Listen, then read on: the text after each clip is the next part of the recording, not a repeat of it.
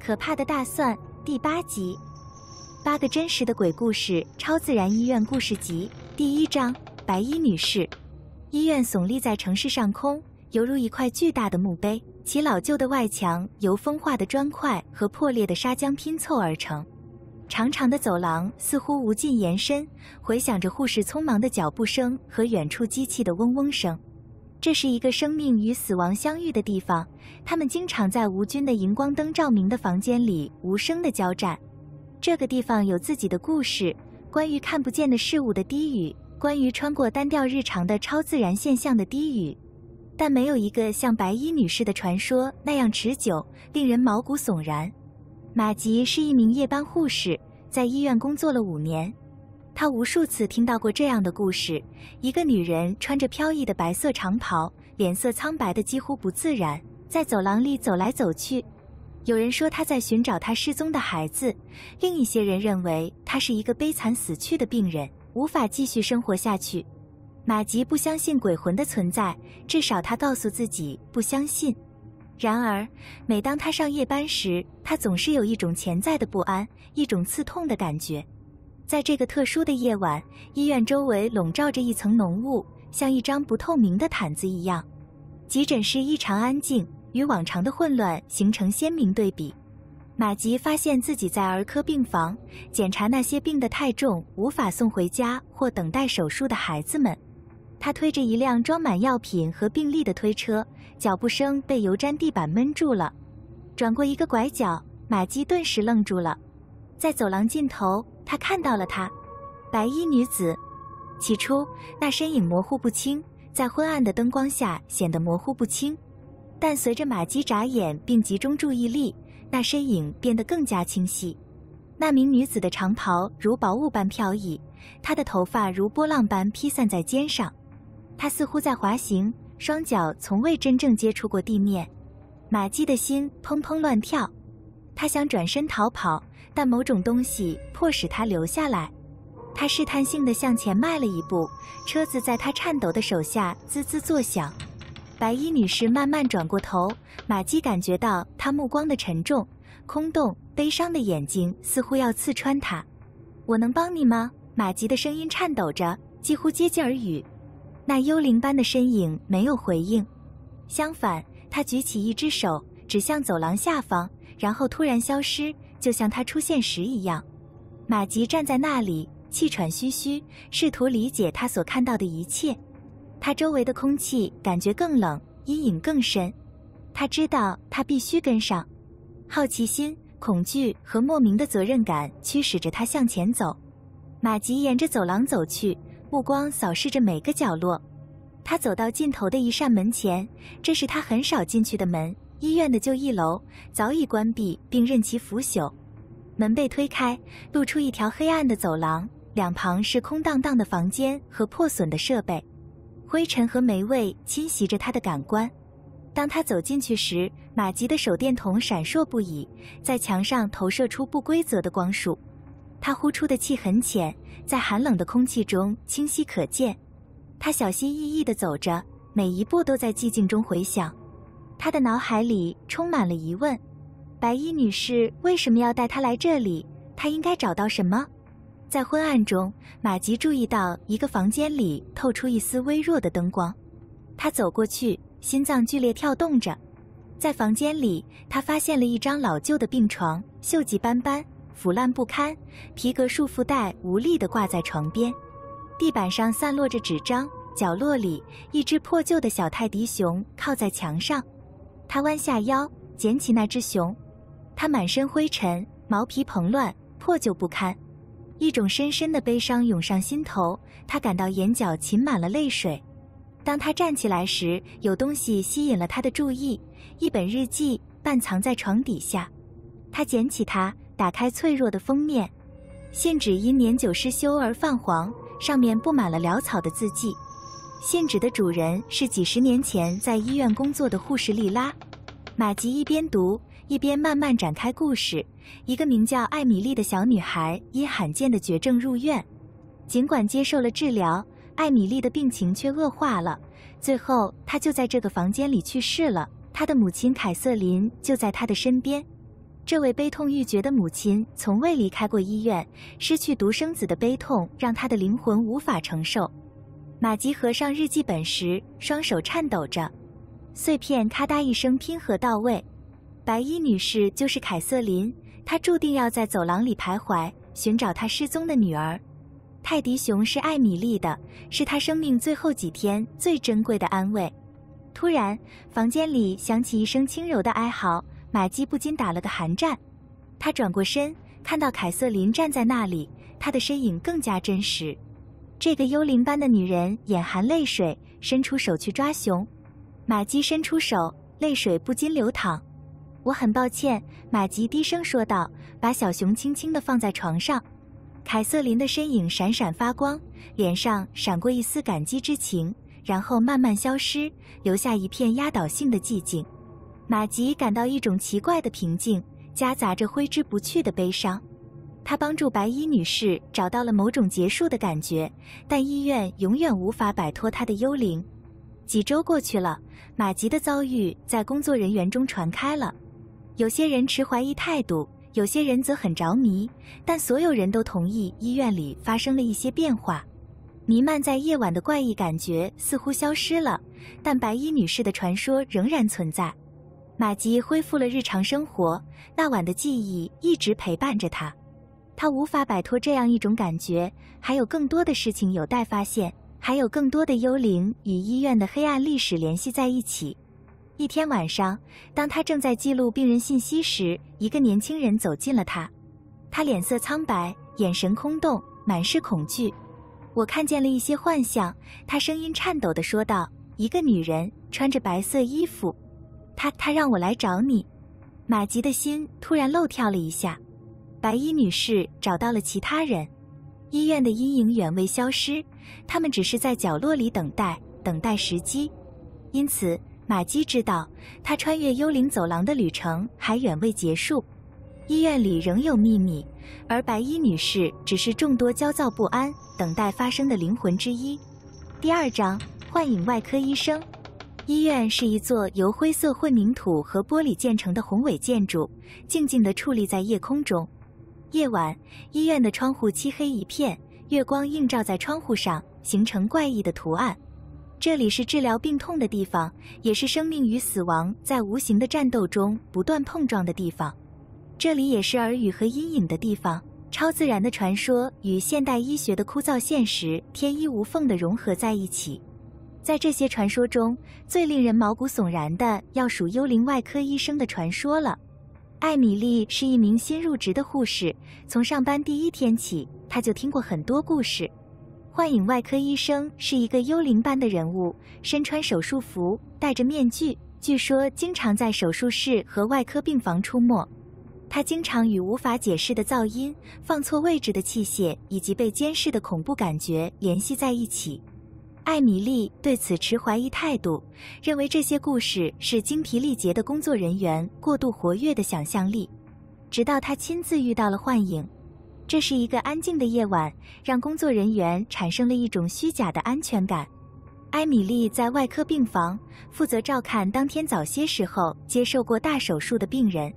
她走在灯光昏暗的走廊里，脚步声在寂静中回响。医院似乎异常安静，仿佛屏住了呼吸。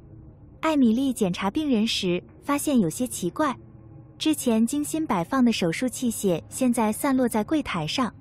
她皱起眉头，她确信之前一切都井然有序。她认为这是同事的疏忽，于是开始收拾。突然，一声轻微的叮当声让她停了下来。她转向声音来源，看到一把手术刀自己在柜台上滚动。她的心突然漏跳了一下。她环顾四周，但病房里空无一人。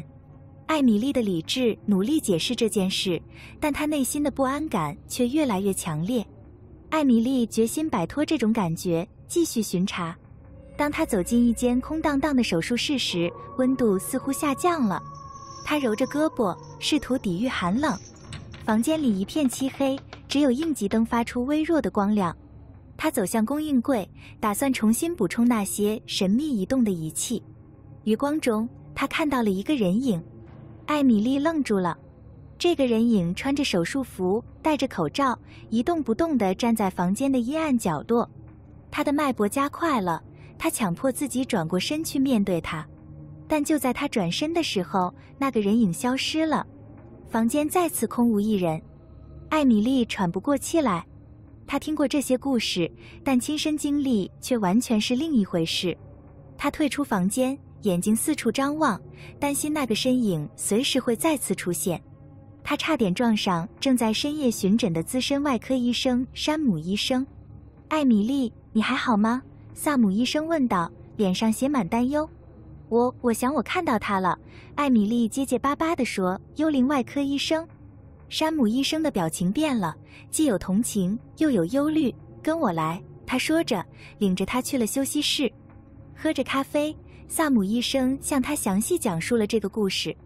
人们相信幽灵外科医生就是海兰医生，几十年前一位才华横溢但问题重重的外科医生。传说海兰医生在做一项复杂的手术时突发心脏病，死在手术台上。海兰医生无法接受死亡，他的灵魂永远被困在医院里，死后继续工作。我也见过他，萨姆医生平静地承认，我们大多数人都曾见过他。通常情况下，他不会有什么大碍，只是会发出奇怪的声音，东西会自己移动。但有时情况会更严重。艾米丽听着，恐惧与好奇交织在一起。她一直对超自然现象着迷，但这次不同，这是真实的。在接下来的几周里，艾米丽一直无法摆脱被监视的感觉。仪器继续自行移动，最温暖的房间里也出现了寒冷的斑点。她开始听到微弱的耳语，听不清楚说了什么。工作人员对这些情况习以为常，但对艾米丽来说，每一次都让她想起了那次遭遇。一天晚上，艾米丽加班加点地被叫去协助进行一场紧急手术。一名车祸受害者被送进来，情况非常危急。她穿上手术服，戴着口罩，加入了萨姆医生和手术团队。手术室里一片忙碌，紧张的气氛显而易见。随着手术的进行，艾米丽的不安感越来越强烈，空气似乎越来越浓重，阴影越来越深。她感觉到有人在场，一双冷冷的目光注视着她的一举一动。当她瞥了一眼观察廊时，她看到了他。幻影外科医生站在那里，目光紧盯着她。她的心砰砰直跳，但她强迫自己专注于手头的任务。突然，监视器发出疯狂的哔哔声，病人快要晕过去了。山姆医生大声下达命令，团队忙着稳定住他。艾米丽伸手去拿夹子，但夹子不在她该在的地方。她惊慌失措，她环顾四周，发现仪器在桌子的另一边。当她伸手去拿的时候，一只冰冷而坚定的手握住了她的手。艾米丽倒吸一口凉气，凝视着幻影外科医生的眼睛。她的手握得很有力，表情严肃。他引导着他的手，把夹子准确地放在需要的位置。监视器稳定下来，危机解除。然后突然之间，他消失了。手术虽然成功结束，但艾米丽心里还是有些忐忑。她向山姆医生吐露心声，山姆医生则面色凝重地听着，就好像他在试图帮忙一样。艾米丽声音颤抖地说道：“或者，也许他正在努力完成他已开始的事情。”萨姆医生回答道。日子一天天过去，艾米丽与幽灵外科医生的遭遇也不断。他出现在手术中，虽然能感觉到他的存在，但很少见到。仪器自行移动，门无缘无故地打开和关闭。工作人员已经习惯了这些情况，但对艾米丽来说，他们不断提醒着医院闹鬼的过去。一天晚上，艾米丽准备离开时，发现自己被手术病房吸引住了。走廊空无一人，灯光昏暗。她慢慢地走着，脚步声在寂静中回响。她走进了第一次见到她的手术室，空气中充满了期待。就在房间中央，站着幻影外科医生，他的眼睛里闪烁着一种超凡脱俗的光芒，与他对视。艾米丽感觉到一种奇怪的联系，一种她无法抗拒的吸引力。她向前走去，伸出了手。“你是谁？”她低声问。“魅影的目光柔和了下来，一瞬间，艾米丽看到了传奇背后的那个人——哈兰医生，一位专注的外科医生，被困在两个世界之间。他的嘴巴动了动，说出了他听不见的话，然后他一出现就消失了，就像他出现的那么快一样。艾米丽独自站在黑暗的房间里，思绪万千。她必须了解更多。她深入研究医院的档案，仔细阅读旧记录和简报。她了解到哈兰医生的才华、奉献精神和他的悲惨死亡。但还有别的事情，一个被埋没多年的谣言。哈兰医生被指控渎职，一名年轻患者死在他的手术台上，悲痛让他濒临崩溃。他的同事为他掩护，但愧疚感却沉重地压在他的心头。在他去世的那天晚上，他一直在进行未经授权的手术，试图挽救一名患者并为自己赎罪。艾米丽为这个饱受折磨的幽灵感到心痛。她意识到哈兰医生不只是在医院里鬼魂出没，他还在寻求救赎，试图拯救生命，哪怕是在死亡中。一个暴风雨之夜，医院因停电而陷入一片漆黑。备用发电机启动，但气氛却十分紧张。艾米丽在外科病房里用手电筒检查病人，空气中弥漫着期待，她知道有什么事情要发生了。当她经过手术室时，门吱呀一声打开了。她犹豫了一下，然后走了进去。房间很冷，阴影比平时更深。她的手电筒闪烁了一下，然后她看到了他。幻影外科医生站在手术台旁，目光紧盯着她。救救我，他低声说道，声音听起来有些微弱。艾米丽的心砰砰直跳。她走进手术台，双手颤抖，手术器械散落在各处，仿佛在等着她。她明白，哈兰医生需要她的帮助来完成他已经开始的工作。在一股无形力量的指引下，艾米丽开始摆弄仪器。她的双手动作自信，仿佛哈兰博士在指引她。房间似乎充满了能量，空气中充斥着电流。突然，门砰的一声关上了。艾米丽吓了一跳，手电筒掉在地上。房间里一片漆黑，唯一的光源是应急灯发出的微弱光亮。她感觉到一只冰冷的手放在她的肩膀上，她转过身，看到哈兰医生站在她旁边。把它完成，她低声说道。艾米丽深吸一口气，恐惧被决心所取代。她拿起手术刀，手很稳。手术过程中，房间似乎变得模糊，现实也发生了变化。她不知道怎么做，但她知道该怎么做。当她工作时，时间就失去了意义，她的动作精确而谨慎。她感到与哈兰医生有一种联系，一种超越物质世界的纽带。当最后一针缝合好时，一种平静的感觉笼罩着她。房间明亮起来，压抑的。黑暗渐渐消散，艾米丽环顾四周，但哈兰医生已经不见了。空气变得轻快起来，寒冷的痕迹也消失了。她知道她已经找到了救赎，她的灵魂终于得到了安息。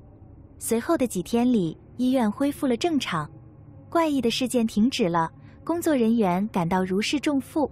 但对艾米丽来说，这次经历留下了深刻的印象。她带着新的目标继续工作，决心纪念哈兰医生的遗产。然而，她还是无法摆脱旅途尚未结束的感觉。医院里隐藏着许多秘密，她知道还有其他灵魂，还有其他故事等待着她去揭开。幽灵外科医生的传说已经结束，但医院的阴影中仍隐藏着许多谜团。因此，艾米丽留下来做黑夜的守护者，随时准备面对接下来的一切。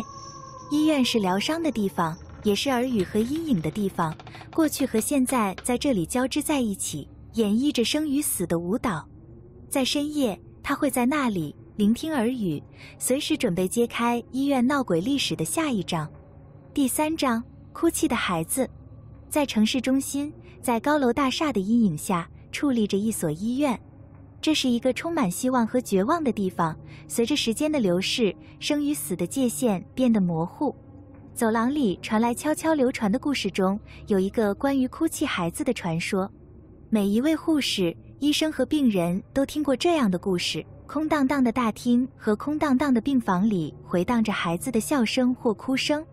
有人说那是那些墙里死去的孩子的灵魂，而另一些人则认为这是一种心理骗局，是悲伤和渴望的表现。不管来源如何，有一件事是肯定的，这些声音令人难以忘怀，无法忽视。阿琼医生刚刚开始在医院任职，他渴望改变病人的生活。他是一个富有同情心的人，他渴望减轻痛苦，给有需要的人带来安慰。哭泣的孩子的故事对他来说只不过是迷信，出于恐惧和不确定性而编造的故事。第一天，阿琼就被医院压抑的气氛所震撼，空气中似乎弥漫着悲伤，阴影沿着墙壁诡异的舞动。巡房时，他总能摆脱被监视的感觉，仿佛有一双看不见的眼睛在注视着他的一举一动。阿琼第一次遇到哭泣的孩子是在一天深夜，当时他正走过空荡荡的走廊，他留下来查看病人的病历，边走边陷入沉思。突然，他听到了附近某处传来一阵孩子的笑声。阿琼停了下来，心脏砰砰乱跳。笑声似乎来自四面八方，像一层黑暗笼罩着他。他疯狂地寻找笑声的来源，但走廊里空无一人，房间里一片寂静。随着笑声渐渐远去，阿琼感到一股寒意袭上心头。他觉得这只是幻觉，继续赶路，但那次诡异遭遇的记忆却萦绕在他的脑海里。第二天，阿琼决定打听一下哭泣的孩子的情况。他找到了普利亚，一位在医院工作多年的资深护士。普利亚以严肃认真的态度和对医院历史的丰富了解而闻名。普利亚，我能问你个问题吗？阿琼犹豫着是否要提起这个话题，开口问道：你知道关于哭泣的孩子的事吗？普利亚的脸色阴沉下来，她小心翼翼地环顾四周，然后回答道：啊，你也听到了，对吧？哭泣的孩子，那是什么？阿琼好奇地追问道。普利亚犹豫了一下，目光茫然。他们说这是很久以前死在这里的一个孩子的灵魂，没人知道确切原因，但这些声音让人无法忽视。阿琼专心致志地听着，后颈的汗毛都竖了起来。这家医院的历史充满了悲剧和损失，想到有不安的幽灵在医院的大厅里徘徊，他不寒而栗。为了了解更多情况，阿琼深入研究了医院的档案。他找到了一些旧记录和简报，这些记录和简报暗示了哭泣的孩子的存在。这个孩子在神秘的情况下被送进医院，然后在更奇怪的情况下去世，但没有确切的答案，只有窃窃私语和猜测。阿琼的调查让他找到了医院一位前医生的旧日记。在日记中，这位医生写道，他深夜听到孩子哭的声音，他的话语中充满了不安和恐惧。医院本身就像是在哀悼墙内逝去的灵魂，医生在一篇日记中写道，孩子的哭声回荡在走廊里，让人不禁想起生命的脆弱。随着阿琼对这个谜团的深入探究，看到哭泣的孩子的次数也越来越多。病人报告说，他们深夜听到了这种声音，脸色苍白，惊恐不已。工作人员谈到了无法解释的现象，物体自行移动，灯光莫名其妙的闪烁。医院里的气氛变得紧张，恐惧显而易见。一天晚上，阿琼被叫到儿科病房处理紧急情况。一名小病人情况危急，病情迅速恶化。阿琼冲到病人床边时，听到了孩子的哭声，声音很微弱，但毫无疑问。他环顾了房间四周，但没有人。其他病人都睡得很香，护士们也忙着做事。阿琼的心跳加速，他试图摆脱笼罩着他的恐惧感。为了弄清这一现象，阿准向著名超自然现象调查员 Akash 寻求帮助。Akash 带着一支专家团队和大量用于检测超自然现象的设备来到医院。他们采访了工作人员和患者，收集了他们的故事和经历。证据令人信服 ，EVP 记录了孩子的声音、冷点和无法解释的电磁读数。这绝对是超自然现象。阿卡什证实到，声音来自某个地方，但我们无法追踪它们的来源。但为什么是现在？阿琼问道。为什么活动增加了？有什么东西激起了灵魂？阿卡什回答道。可能是最近发生的悲剧、医院环境的变化，甚至是对超自然现象敏感的人的存在。我们需要找出原因。一天晚上，阿琼又熬夜查看了医院的记录。当他仔细查看这些文件时，一个规律开始显现：一系列无法解释的死亡和失踪事件都与哭泣的孩子的目击事件有关。孩子的出现似乎与极度悲伤和绝望的时刻相吻合，仿佛被医院里人们的痛苦和苦难所吸引。阿琼与阿卡什分享了他的发现，他们决定举行一场降神会，直接与灵魂沟通。他们聚集在一个安静的房间里，空气中弥漫着期待的气氛。阿卡什主持了这场降神会，他的声音沉稳而自信。童灵，我们来这里是为了帮助你找到平静，阿卡什说道，他的话回荡在房间里。请告诉我们你需要什么。房间越来越冷，一道微弱的光亮出现，凝结成一个小孩的身影。他的眼睛里噙满了泪水，他的声音几乎是耳语。我必须找到我的母亲，孩子的声音颤抖着，他把我丢在这里，我找不到他。孩子的话让阿琼的心很痛，我们会帮助你的，他承诺道，语气很温柔。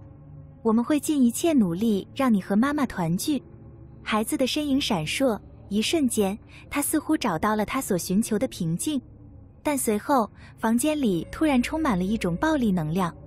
窗户碎裂，一声令人毛骨悚然的尖叫声回荡在走廊里。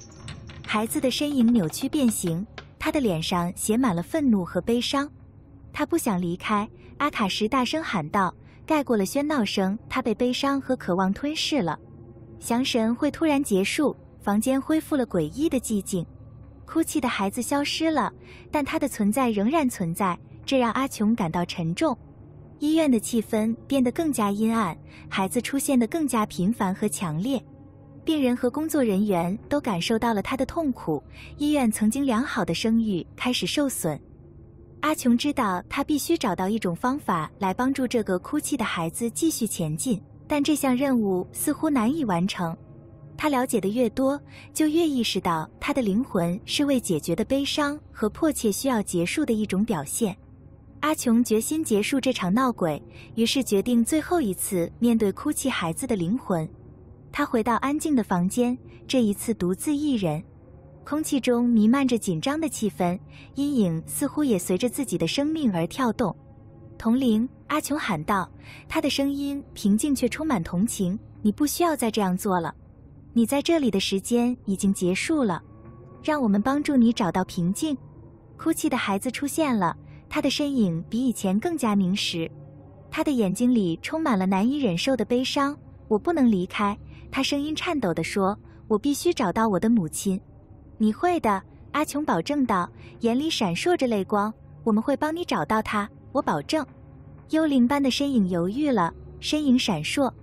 有那么一刻，他似乎找到了他迫切寻求的平静，但随后他的眼睛暗了下来，发出一声刺耳的尖叫。房间里充满了刺眼的光芒，阿琼被一股看不见的力量击退了。阿琼在医院的急诊室醒来，头痛欲裂，视线模糊。普利亚和阿卡什在他身边，脸上写满担忧。发生什么事了？阿琼声音微弱地问道。你一个人去对付他？普利亚摇摇头说道，这太危险了，我必须试一试。阿琼泪流满面地说，他受了太多的苦，我们会找到其他办法的。阿卡什向他保证，但他的声音缺乏信心。闹鬼已经对每个人都造成了影响，医院似乎一天比一天阴暗，阴森可怖。尽管他们竭尽全力，但鬼魂依然存在。哭泣的孩子始终存在，他的悲伤和渴望回荡在医院的大厅里。病人和工作人员继续报告目击事件，不安感也与日俱增。阿琼从伤病中恢复过来，但他的经历却永远改变了他。他继续工作，决心帮助那些需要帮助的人，但哭泣的孩子的阴影笼罩着他。医院不再只是一个治疗的地方，它是一个被过去所困扰的地方。他的墙壁上回荡着一个找不到安宁的灵魂的哭喊声。很多年过去了，哭泣孩子的传说一直流传。新员工在入职培训时就被告知了这个故事，并病人们私下里也说起了他们半夜遇到鬼魂的经历。阿琼医生在医院里备受尊敬，不仅因为他的医术，还因为他对超自然现象的同情和理解而闻名。他经常发现自己凝视着昏暗的大厅，几乎以为会看到哭泣的孩子的幽灵身影。有时深夜，他会从眼角余光中瞥见一个身穿病号服的小女孩，那转瞬即逝的影子让他脊背一阵冰冷。哭泣的孩子仍然在那里，默默守护着医院最黑暗的秘密。他的故事令人难以忘怀，提醒人们有些灵魂永远无法真正安息。最后，哭泣的孩子的传说给这座城市留下了一个令人不安的问题：医院的墙壁内还隐藏着什么秘密，等待被揭开？他们是否也会要求自己的清算？谜题依然存在，这是一个黑暗而诱人的谜题，吸引着那些有勇气寻求真相的人，让每个人都觉得故事还远没有结束。第4章：闹鬼的太平间。医院里有迷宫般的走廊和病房，每个病房都回荡着过去的悄悄话声。白天，这里熙熙攘攘，机器发出嘟嘟声，脚步声匆匆。然而到了晚上，这里就变成了一个寂静的阴暗世界，每一声滋滋声和沙沙声都显得格外响亮。正是在医院深处，在冰冷昏暗的停尸房深处，最令人毛骨悚然的故事浮出水面。克莱尔在医院当了近10年的护士，他见证了一切，出生、死亡以及介于两者之间的一切。关于闹鬼停尸房的故事对他来说只是故事而已。他一直认为鬼魂出没的故事不过是同事们过度活跃的幻想。直到他被分配到急诊室的夜班，这个职位让他经常靠近停尸房。第一天晚上，当他经过通往停尸房的厚重钢门时，他感到一阵令人不安的寒意。温度似乎总是在门附近下降几度，但克莱尔认为这是里面的制冷装置造成的。当他继续巡查时，他无法摆脱被监视的感觉。他不去想它，而是专注于手头的任务。克莱尔第一次听到那声音时已是午夜时分，一种微弱的、几乎无法察觉的低语。他停了下来，努力听清更多。那声音似乎是从停尸房那边传来的。他走进门口时，心脏砰砰乱跳。他把耳朵贴在门上，但低语声停止了。他摇了摇头，认为那只是他的大脑在捉弄他。随着时间的流逝，怪事变得越来越频繁。克莱尔会发现自己走过停尸房，只听到里面传来轻微的撞击声。有一次，他甚至透过门上的小窗户看到了一个人影的影子。当他打开窗户时，房间里空无一人，寂静得令人窒息。克莱尔向他的朋友兼护士同事丽莎吐露了自己的经历。丽莎的眼睛睁得大大的，既害怕又兴奋。据说死者的灵魂会在停尸房里徘徊，丽莎低声说，尤其是那些遭遇暴力或意外死亡的人，也许他们想和你交流。克莱尔嗤之以鼻，但他内心的不安却让他意识到事情并非如此。为了消除恐惧，他决定进一步调查。一个特别安静的夜晚，克莱尔带上手电筒和数码录音机，希望捕捉到任何异常活动。他等到医院最安静的时候，才走到停尸房。他深吸一口气，打开门，冷空气像裹尸布一样包裹着他。房间和他预料的一样，简陋、单调，令人不安的寂静。他把录音机放在一张钢桌上，打开了它。红灯稳定地闪烁着，就像黑暗中的一盏小灯。克莱尔开始说话，他的声音有些颤抖。有人在这里吗？你能听到我说话吗？一瞬间，一切都消失了。然后温度又隐隐下降了，他感觉到身后有人。他猛地转过身，但房间里空无一人。他呼出的气清晰可见，他感到一股寒意顺着脊柱而上。他又问，如果这里有人，请给我一个信号。房间里突然响起一声巨响，一个存放尸体的抽屉被猛地关上了。克莱尔吓了一跳，心跳加速。他朝抽屉走去，尽管手在颤抖，但他的手电筒光束依然稳定。他把抽屉拉开，但里面是空的。他决定忍无可忍，拿起录音机，匆匆忙忙地离开了停尸房。回到休息室，他播放了录音。大部分都是静电噪音，但后来他听到了声音，一种模糊的耳语，几乎听不见。他又播放了一遍，努力听清那些话。帮我！克莱尔浑身冰冷，他听到了一个声音，一个来自坟墓之外的恳求。他知道他不能忽视它。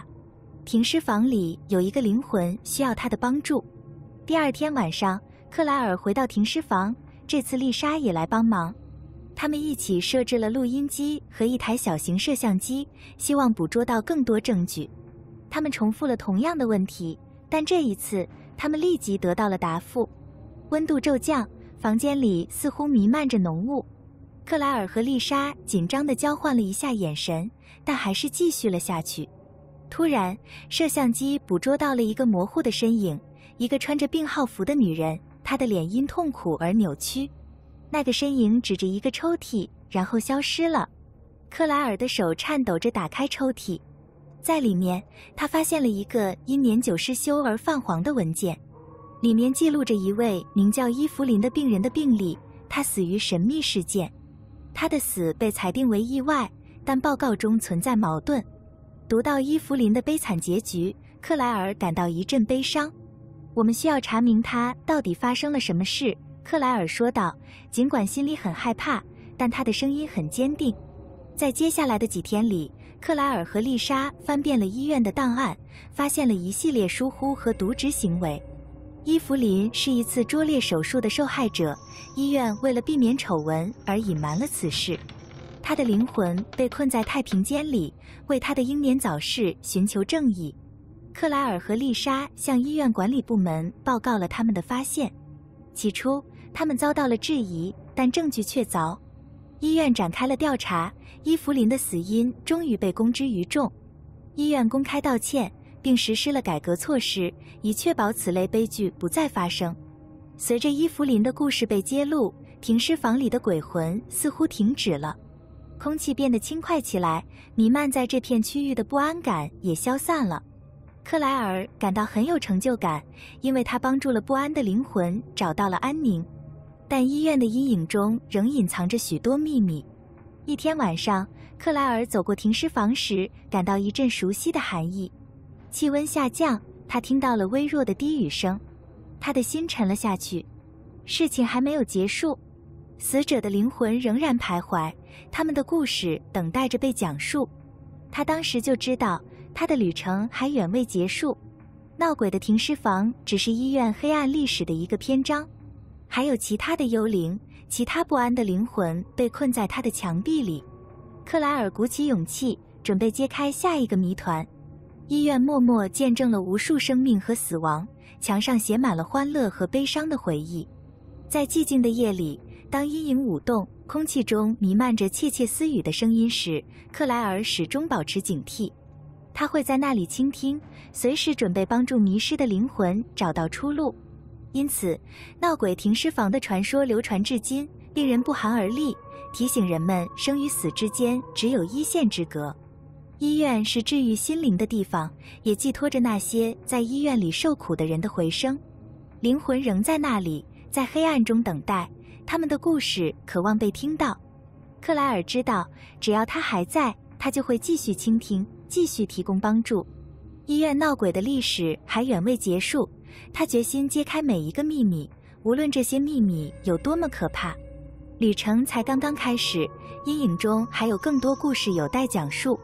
第5章，来自另一个时代的护士。医院是一个庞大的建筑群，其朴素的外观掩盖了隐藏在墙内错综复杂的故事。白天，它是治疗和康复的地方，是人类韧性和医学科学的见证。然而到了晚上，它就变成了一个阴影舞动并低声诉说着过去秘密的国度。在流传的无数故事中，没有一个像来自另一个时代的护士的传说那样经久不衰或神秘。莎拉在医院当了5年护士，她热衷于帮助他人，对人类状况也十分感兴趣，因此选择了这个职业。她喜欢白班的忙碌、与同事的情谊以及看到病人康复的满足感。但当她被分配到夜班时，她很快意识到医院在天黑后会呈现出不同的面貌。第一次值夜班时，莎拉就注意到了变化。喧闹的大厅里一片寂静，荧光灯投射出的长长的影子似乎在自己移动，只有偶尔的监视器哔哔声和远处值班室传来的低语声打破了寂静。正是在这些安静的时刻，莎拉第一次听说了那个幽灵护士。最先提到她的是艾米丽，她是一位经验丰富的护士，喜欢讲故事。他们说她从医院建成以来就在这里。艾米丽低声说道，语气低沉，带着一种神秘的气氛。她穿着老式制服，系着将过的白围裙，戴着帽子。她似乎在履行职责，就像她还活着一样，帮助病人，安慰那些需要帮助的人。莎拉感到好奇，但又心存疑虑。她一直认为自己是个理性的人，不太容易相信鬼故事。但随着夜幕降临，她发现自己越来越想念那位神秘的护士。萨拉第一次遇到她时，大约是凌晨2点。萨拉正在昏暗的房间里巡房，检查病人。这时，她看到了他。护士站在走廊尽头，在附近窗户的灯光映衬下，她的身影若隐若现。她的穿着和艾米丽描述的一模一样，老式制服配上将过的白色围裙和帽子。莎拉心跳漏了一拍，她眨了眨眼睛，确信自己的眼睛在欺骗她，但那个身影依然存在。护士行动有目的地走着，她轻快地走过大厅，脚步声无声无息。莎拉感到一种奇怪的平静感笼罩着她，仿佛护士的存在在某种程度上让她感到安慰。她好奇地跟着护士走去，护士的身影停在一位年老的病人惠特菲尔德太太的房间前，她因严重肺炎入院。萨拉看着护士轻轻地调整惠特菲尔德太太身上的毯子，动作温柔而令人安心。然后护士一言不发地转身消失在阴影中。莎拉赶紧来到惠特菲尔德太太身边，这位老妇人整晚都焦躁不安，发烧不已，现在却安然入睡，脸上露出了安详的表情。莎拉感到一股寒意从脊背上传来。这位神秘的护士是谁？她为什么看起来如此热心帮助病人？在接下来的几周里，莎拉一直想着那个幽灵护士。她和其他夜班工作人员交谈，发现他们中的很多人都有自己的故事。有一位名叫萨姆的医生，他说这位护士在一次特别困难的手术中出现过，在他即将犯下致命错误时引导他的手。还有一位名叫丽莎的护士，她发誓说她看到这位护士在儿科病房里安慰一位心烦意乱的母亲。尽管目击者众多，但没有人知道这名护士是谁，也不知道她为什么在医院里出没。有些人认为她是20世纪初流感流行期间不幸去世的一名护士的灵魂，另一些人认为她是守护神，守护着医院和病人。莎拉的好奇心很快就变成了一种执念，她整夜寻找这名护士，希望能了解更多关于她的情况。她翻遍了医院档案，寻找符合描述的护士的记录，但就记录不完整，她没有找到任何确切的信息。一天晚上，在翻找一个布满灰尘的旧文件盒时，萨拉发现了一张照片，这是20世纪初医院工作人员的合影。最后一排站着一位幽灵般的护士，她高高在上，骄傲不已。萨拉盯着这个熟悉的身影，屏住了呼吸。照片背面用褪色的墨水潦草地写着一个名字：玛格丽特护士。有了这些新信息，莎拉深入研究了医院的历史。她了解到，玛格丽特护士是一位敬业的护士，在1918年流感流行期间不知疲倦地工作。她照顾了无数病人，常常把病人的需求放在自己的需求之上。不幸的是，她自己也死于流感，死在了她一生奉献的医院里。莎拉对玛格丽特护士产生了深深的共鸣，她钦佩玛格丽特护士的奉献精神和同情心，并决心了解为什么她的灵魂会徘徊不去。她开始在她见过这位幽灵护士的地方留下一些小礼物，一束鲜花，一张手写的感谢信，一支照亮她前路的蜡烛。每次她都能感觉到玛格丽特护士的存在，仿佛她正在认可她的举动。一个暴风雨的夜晚，医院里异常安静，外面狂风呼啸，窗户嘎嘎作响，电源时断时续。萨拉正在巡房，突然感到温度突然下降。他转身看到玛格丽特护士站在走廊尽头，一道闪电照亮了她的身影。这次护士没有消失，相反，她向莎拉招手，表情急切。莎拉跟着这个幽灵般的身影来到儿科病房的一间房间，心跳加速。房间里，一个名叫蒂米的小男孩呼吸困难，脸色苍白，满头大汗。莎拉的训练开始见效，她立即开始实施急救。在工作过程中，他感到身边有一股平静的力量在指引着他的行动。蒂米的呼吸逐渐稳定下来，脸色也开始恢复。莎拉抬头看到玛格丽特护士正看着她，嘴角挂着一丝淡淡的微笑。然后她突然消失了，就像她突然出现一样。第二天早上，蒂米的父母对莎拉说了一大堆感谢的话，眼里含着欣慰的泪水。莎拉知道玛格丽特护士在拯救这个男孩的生命中发挥了至关重要的作用，她感到深深的感激之情，并决心要揭开这位幽灵护士的完整故事。莎拉为了寻找答案，找到了一位退休的老医生，名叫汤普森医生，他在医院工作了50多年。当他提到玛格丽特护士时，这位老医生惊讶地睁大了眼睛。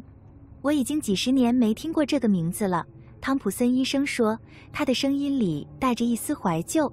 当我刚开始工作的时候，他就是一个传奇人物。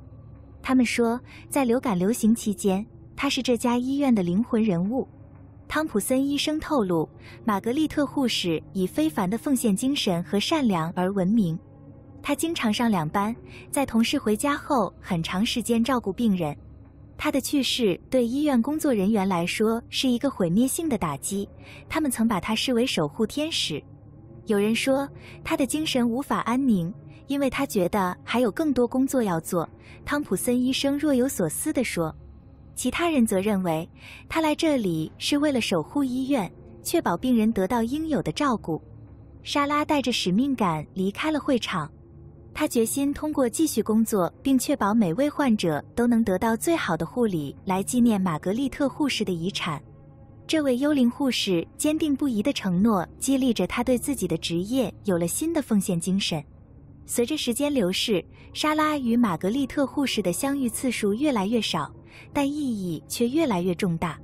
每次看到这个幽灵般的身影，她都会想起医院的历史，以及那些在他之前来到这里的人所做出的牺牲。莎拉觉得自己与过去有着深深的联系，仿佛自己是众多致力于帮助他人的护理人员中的一员。一天晚上，莎拉下班时感觉到空气中有一股熟悉的寒意。她转身看到玛格丽特护士站在门口，表情平静。谢谢你，莎拉低声说道，声音中充满了感动。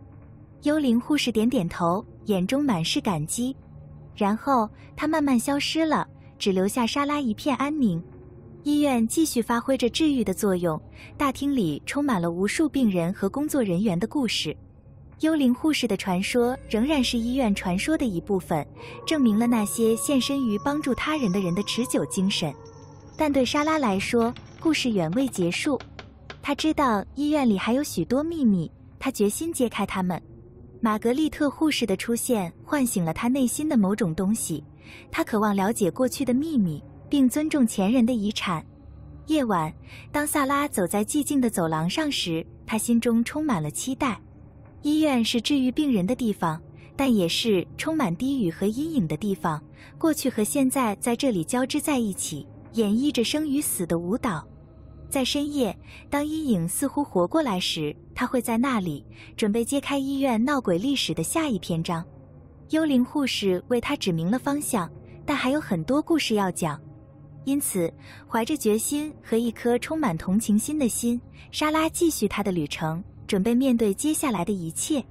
医院闹鬼的历史还远未结束，她决心揭开每一个秘密，无论这些秘密有多么可怕。最终，医院仍然是一个治愈和神秘的地方，它的墙壁上回荡着那些走过它大厅的人的故事。只要还有故事有待揭开，莎拉知道她会在那里倾听过去的低语，准备帮助迷失的灵魂找到方向。旅程才刚刚开始，阴影中还有更多的故事有待讲述。第6章，水龙头。医院有着庞大的病房和迷宫般的走廊，一直以来都是一个充满私语和半被遗忘的传说的地方。白天，这里充满了医生、护士和病人的活力，然而到了晚上，它就变成了一个寂静而诡异的地方，阴影拉得很长，黑暗似乎在呼吸。正是在这些安静的时刻，最令人不安的故事才得以重现。埃琳娜在医院当了6年护士，她以冷静的举止和对病人的奉献精神而闻名。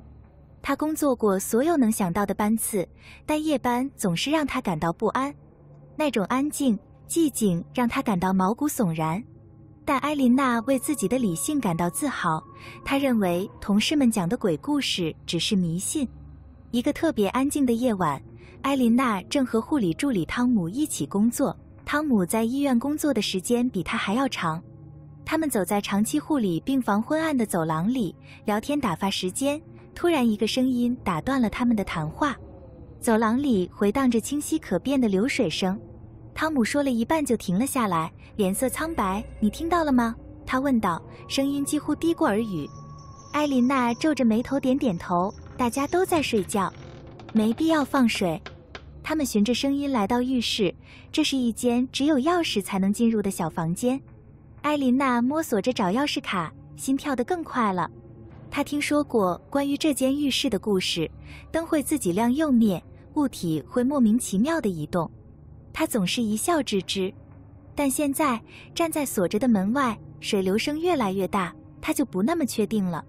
埃琳娜打开门锁，推开门，浴室里一片漆黑，唯一的灯光来自他们身后的走廊。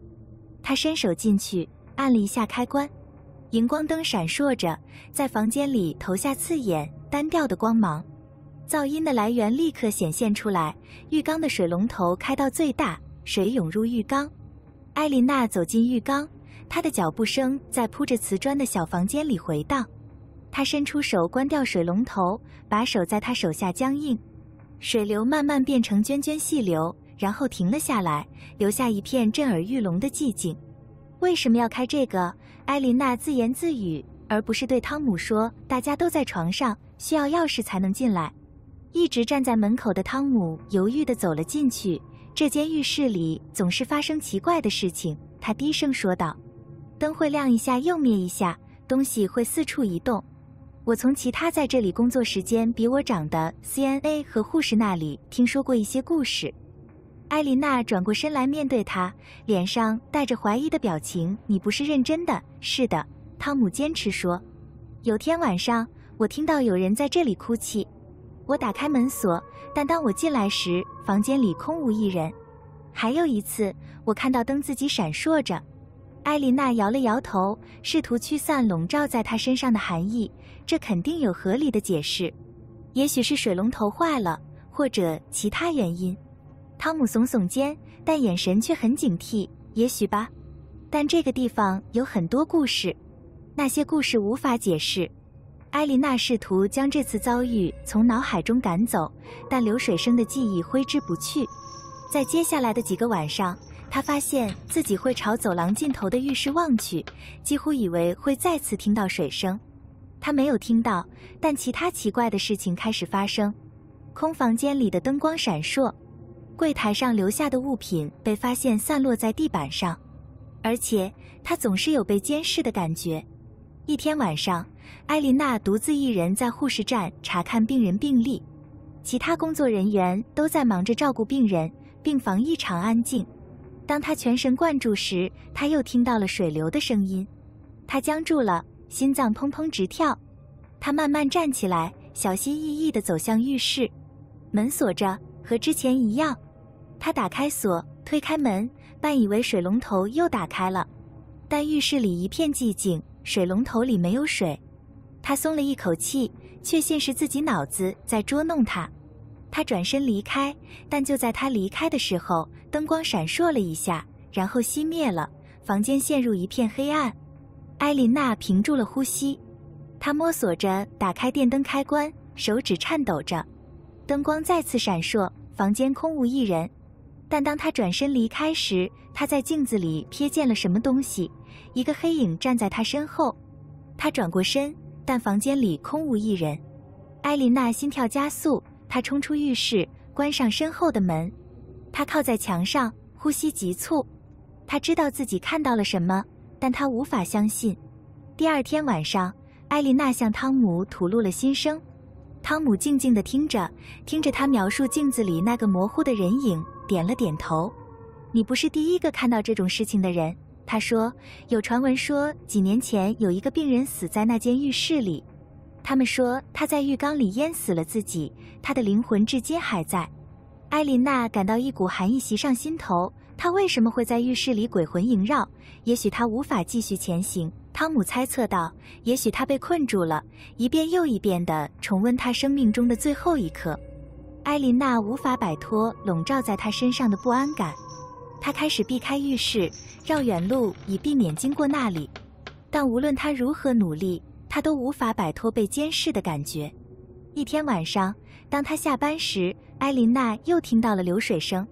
她试图忽略它，但声音越来越大，越来越刺耳。她知道她再也无法逃避它了。她深吸一口气，小心翼翼地朝浴室走去。这次门没有锁，流水声回荡在走廊里。她推开门，走进去。水龙头开到最大，水涌进浴缸。但这次有别的东西，一团冰冷的雾气似乎悬浮在空气中，让她的皮肤刺痛。埃琳娜走进浴缸，在寒冷的空气中，她的呼吸清晰可见。她伸手关掉水龙头，但就在她这么做的时候，灯光闪烁了一下，然后熄灭了。房间陷入一片黑暗，她感到一只冰冷的手抓住了她的手腕。她喘息着想要挣脱，但对方却越抓越紧。她能感觉到寒冷渗入她的骨头，周围的空气越来越冷。她知道她必须离开，但她动弹不得，无法呼吸。就在她以为自己会昏过去时，灯光又亮了起来，手腕上的手松开了。她踉踉跄跄地往后退，心脏砰砰乱跳。房间里空无一人，水龙头也关了。但她知道自己感受到了什么，看到了什么。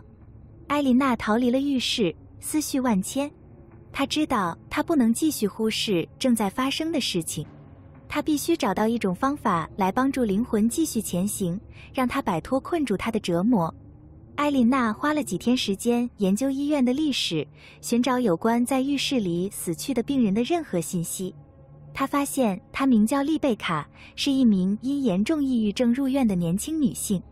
她无法应对绝望，在浴缸里淹死了自己。埃琳娜对丽贝卡感到一阵同情，她知道她必须找到一种方法来帮助她。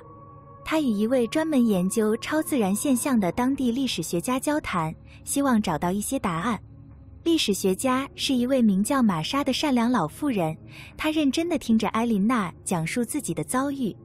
像丽贝卡这样的灵魂常常被自己的情绪所困，玛莎解释道。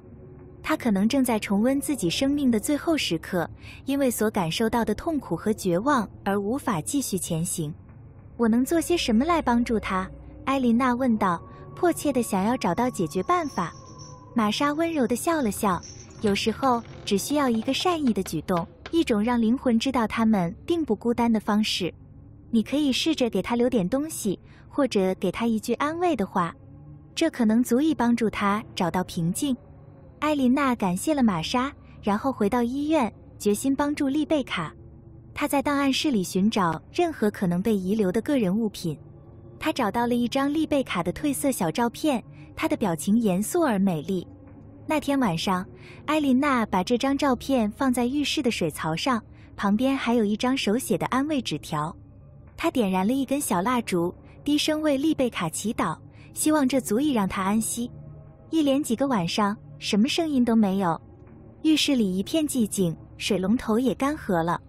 埃琳娜开始想，她的举动奏效了，丽贝卡找到了内心的平静。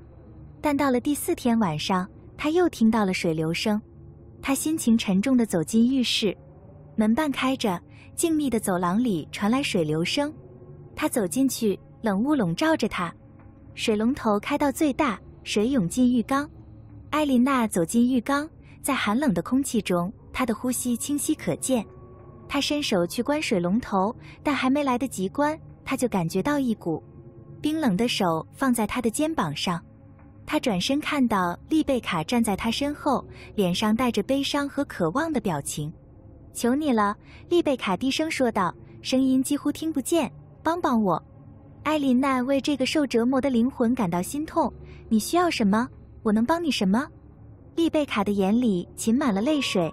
我无法继续前行，我陷入了绝望之中，我需要找到平静。艾琳娜点点头，她的决心更加坚定了。我会帮助你的，丽贝卡，我会找到办法的。灯光闪烁，丽贝卡的身影开始渐渐消逝。谢谢你，她低声说了一声，然后彻底消失了。艾琳娜知道她必须迅速采取行动，她再次联系了玛莎，解释了发生的事情。玛莎建议进行净化仪式，以释放丽贝卡灵魂的折磨。第二天晚上，艾琳娜准备好了仪式所需的物品，一根白色蜡烛，一株用于熏香的鼠尾草和一碗盐水。她回到浴室，心潮澎湃，充满了期待。她点燃蜡烛，开始用鼠尾草熏香房间，空气中弥漫着芳香的烟雾。她一边工作，一边低声为丽贝卡祈祷，祈求她灵魂摆脱痛苦。她将盐水洒在房间四周，形成一道保护屏障。房间里越来越冷，空气中弥漫着紧张的气氛。艾琳娜继续进行仪式，尽管心存恐惧，但她的声音却很平静。她能感觉到丽贝卡的存在，房间里弥漫着一种冰冷、悲伤的能量。最后，她把照片和纸条放在水槽上，旁边的蜡烛明亮地燃烧着。丽贝卡，她用坚定的声音喊道，你并不孤单，有人爱你，你值得拥有安宁。是时候继续前进了。灯光闪烁，艾琳娜感到一阵冷风袭来。她闭上眼睛，祈祷自己说的话足够。当她睁开眼睛时，房间里一片寂静，空气静止，寒冷消失了。水龙头关了，水不再流了。艾琳娜感到一种平静的感觉笼罩着她，这是她几周来从未感受到的平静。她知道丽贝卡找到了内心的平静，她的灵魂终于离开了。艾琳娜走出浴室，关上了门。她感到一阵轻松，因为她知道自己帮助了一个迷失的灵魂找到了安息。但当她走过走廊时，她无法摆脱这样一种感觉：医院里仍隐藏着许多秘密，许多灵魂被自己的痛苦和绝望所困。她知道她的工作还远未结束，还有许多故事有待揭开，还有灵魂需要帮助。艾琳娜继续工作，决心给医院里那些不安分的鬼魂带来安宁。她知道这段旅程将会漫长而艰难，但她已经准备好面对接下来的一切。医院闹鬼的历史还远未结束，她决心揭开每一个秘密，无论这些秘密有多么可怕。最终，医院仍然是一个治愈和神秘的地方，它的墙壁上回荡着那些走过她大厅的人的故事。只要还有故事有待揭开，艾琳娜知道她会在那里倾听过去的低语，准备帮助迷失的灵魂找到方向。旅程才刚刚开始，阴影中还有更多的故事有待讲述。第7章，依然在这里。安东尼奥·纳瓦罗在医院当了5年护士，但那天晚上重症监护室发生的事情令他措手不及。病房灯光昏暗，医疗设备发出的轻柔嗡嗡声充斥着整个房间。安东尼奥巡房，一丝不苟地检查每个病人，但212号病房让他不寒而栗。里面躺着一位体弱多病的老妇人，名叫伊莎贝拉。她来自西班牙乡下的一个小村庄，满脸皱纹，饱经风霜。几天前，伊莎贝拉在家中晕倒后被送进医院，从那时起，她一直处于半昏迷状态，嘴里含糊不清，重复别人对她说的话。安东尼奥走进她的床边，厚厚的地毯掩盖了她的脚步声。伊莎贝拉一动不动地躺着，双眼紧闭，仿佛睡得很沉。安东尼奥检查了她的生命体征，在旁边的监视器上看到她心跳的节奏很稳定。伊莎贝拉，他轻声说道，希望唤醒她，我是安东尼奥，我来这里是为了看看你。伊莎贝拉的眼睛颤动着睁开，露出了白内障般的浑浊蓝色。她眨着眼睛看着安东尼奥，脸上一片茫然。你今晚感觉怎么样？安东尼奥一边调整他的静脉滴注，一边问道。伊莎贝拉的嘴唇张开，让安东尼奥惊讶的是，她开始说话了。我死于麻醉药过量，她说道，声音几乎像耳语。我死于注射过多胰岛素。我死于一个阳光明媚的星期天下午。安东尼奥僵住了，心脏砰砰乱跳。他听说过有病人出现幻觉或精神错乱，但伊莎贝拉的话让他脊背发凉。他环顾房间，几乎以为会看到某种虚无缥缈的存在潜伏在阴影中。你是什么意思，伊莎贝拉？他问道，尽量保持声音平稳。但伊莎贝拉没有回应，她只是闭上眼睛，再次陷入昏迷。安东尼奥站在那里片刻，不知道该做什么。然后突然间，一个动静引起了他的注意，房间角落里有一道闪光。他转过身，呼吸急促，但那里什么也没有，只有空荡荡的病房沐浴在柔和的月光下。安东尼奥摆脱了不安，结束了巡房，离开了伊莎贝拉的房间，脑子里充满了未解的问题。他试图把这次遭遇抛在脑后，把这归咎于疲劳和压力。但当他回到护士站时，他还是无法摆脱一种感觉，觉得有些不对劲。几个小时过去了，夜色越来越深。安东尼奥发现自己又回到了伊莎贝拉的房间，一种不安的感觉折磨着他。他推开门走了进去，当他靠近他的床时，他的脉搏加快了。伊莎贝拉，他轻声说道，伸出手拂过他额头上的一缕头发，又是我，安东尼奥。但伊莎贝拉没有回应，她一动不动地躺着，呼吸浅而费力。安东尼奥检查了她的生命体征，双手微微颤抖。突然，伊莎贝拉的眼睛猛地睁开，目光茫然地望着天花板。安东尼奥的心突然漏跳了一下，他说话的声音空洞而遥远。他们都还在那儿，他说道，他的话让他脊背一阵发凉。安东尼奥浑身冰冷。他感到一阵恐慌从心底涌起，一种原始本能告诉他要逃跑。他一言不发，转身跑出了房间，脚步声在空荡荡的走廊里回荡。直到他安全地到达护士站，他才停下来，胸口因用力而起伏。他的同事们惊讶地抬起头，脸上写满担忧。安东尼奥，发生什么事了？其中一个人皱着眉头担忧地问道。但安东尼奥找不到合适的词语来回答，他只是摇了摇头，呼吸急促。是伊莎贝拉，他喘着气说道，他并不孤单。他的同事们交换着担忧的目光，但还没等他们做出回应，一个声音打破了沉默。现在是巫师时间，黑暗中传来一道柔和的声音。安东尼奥转身看到214号病房的盲人站在门口，双眼空洞，浑身一冷。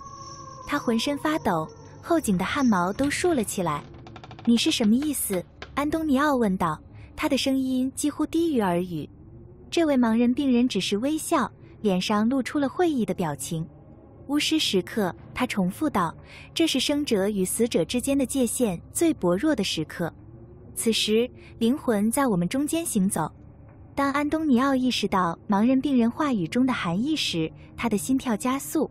他一直以来都不相信闹鬼和超自然事件的故事，但是现在面对伊莎贝拉的神秘话语和盲人病人的诡异预言，他无法否认医院里正在发生一些奇怪的事情。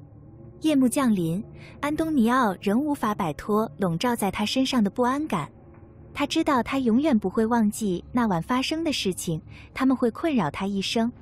当他看着时钟滴答作响，接近午夜时分时，他不禁想知道医院的墙壁里还隐藏着什么秘密，等待被揭开。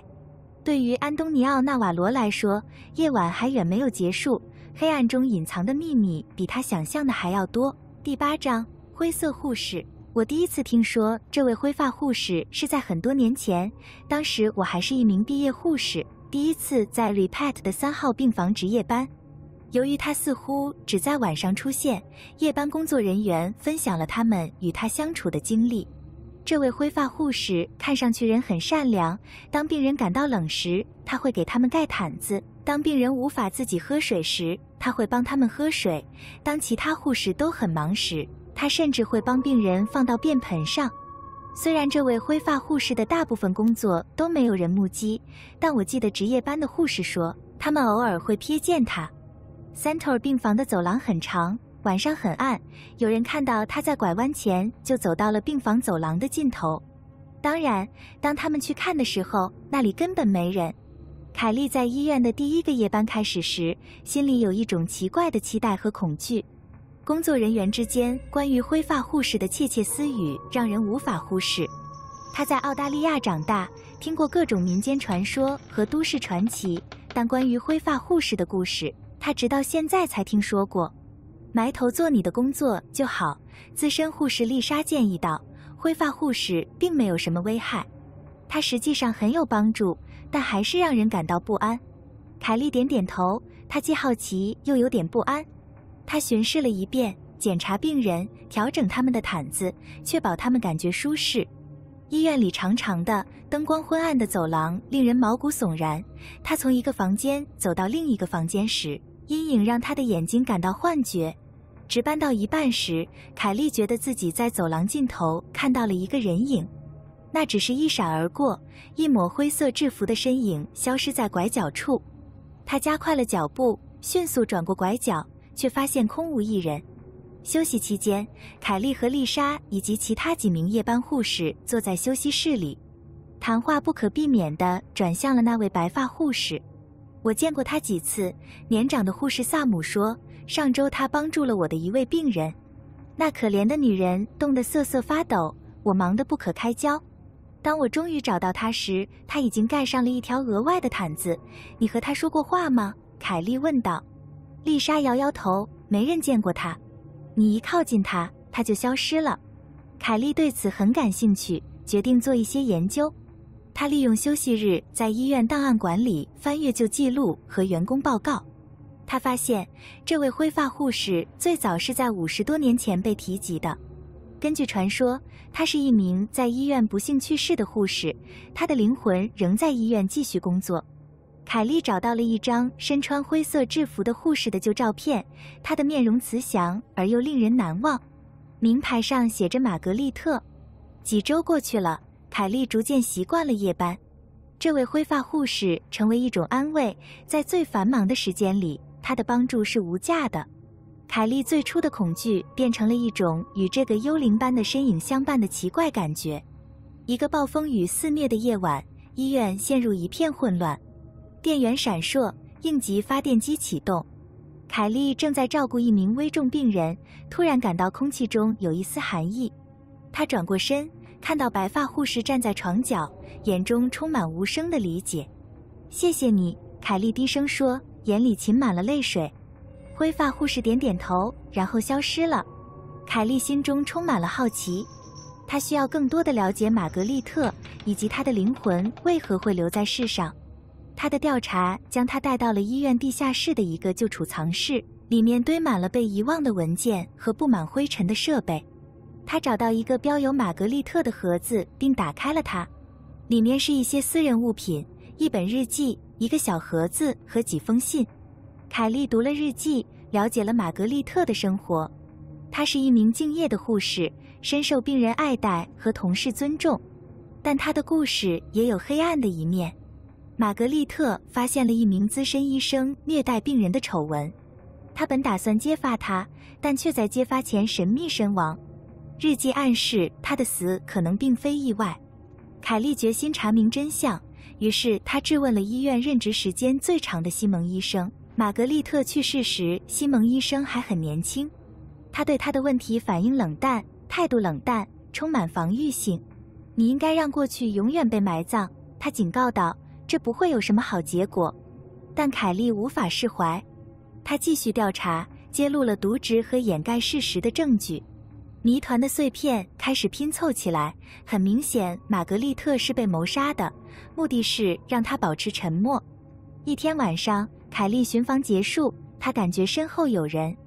她转身看到那位白发护士站在走廊里，眼里满是悲伤和感激。我知道你发生了什么事，凯莉轻声说道，我会确保真相大白的。灰发护士点点头，一滴泪水顺着脸颊滑落。她伸出手，想触摸凯莉，但手却穿过了她的手臂。那一刻，凯莉感到一阵冰冷的情绪涌上心头，恐惧、痛苦和压倒一切的责任感。凯莉收集了证据，并提交给医院董事会。随后发生了巨大的丑闻，西蒙医生被停职，并展开了调查。玛格丽特死亡的真相终于大白，她的名字也得以洗清。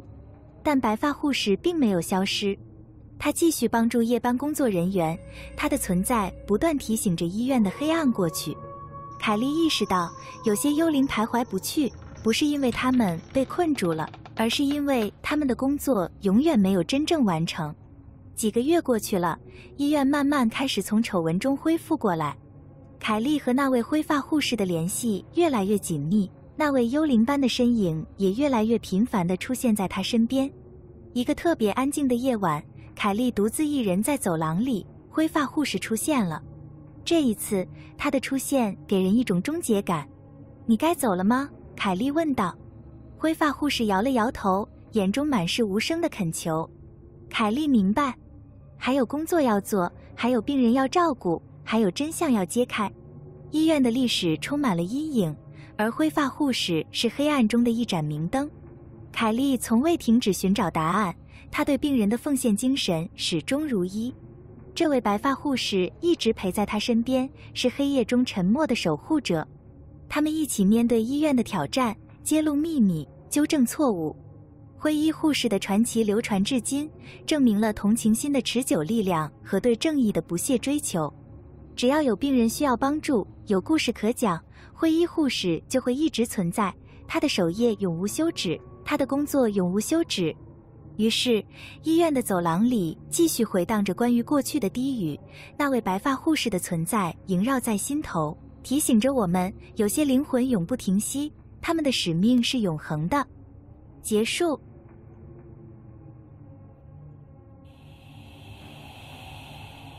感谢您收听我们的播客。如果您喜欢我们对鬼魂、神话生物和都市传说的探索，请与您的朋友分享。不要忘记订阅更多惊心动魄的剧集。下次再见，我亲爱的听众们。